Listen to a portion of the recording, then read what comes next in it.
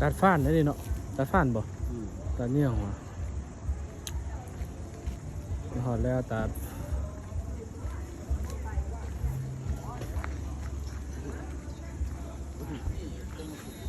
สวยงามหลาย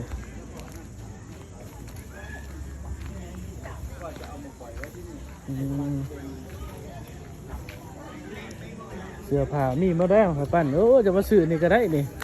จะมาซื้อนี่ก็ได้นี่200เออต้น800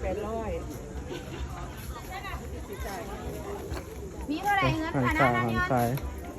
เงินบาทเท่านั้นนี้เท่าไหร่มีฮอดบ่500ฮันฮะ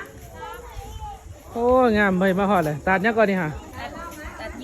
ยื่องบ่โอ้ตัดผ้าหนีไว้โอ้ฮั่นคันบ่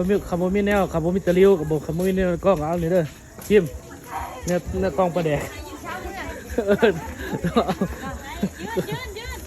เดี๋ยวแก้มสบายดีนะแม่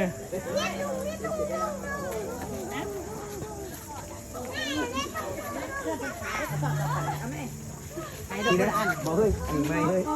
มันใหม่เลยเนาะเฮ้ยอันนี้ไม่เฮ้ย อันนี้กล่องหน่อยนี่ต้นหน่อย เชิญทรงลาวบุหารส้มเผาลาวแสบดังเลย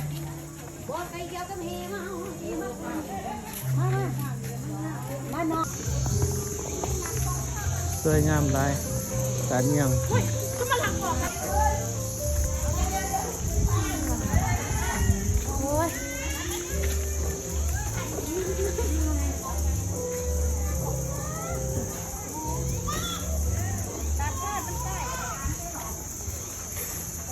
ตัดเนียงคันบ่ได้บ่มีแนวอันน่ะก็เอาเด้อนี่เด้อ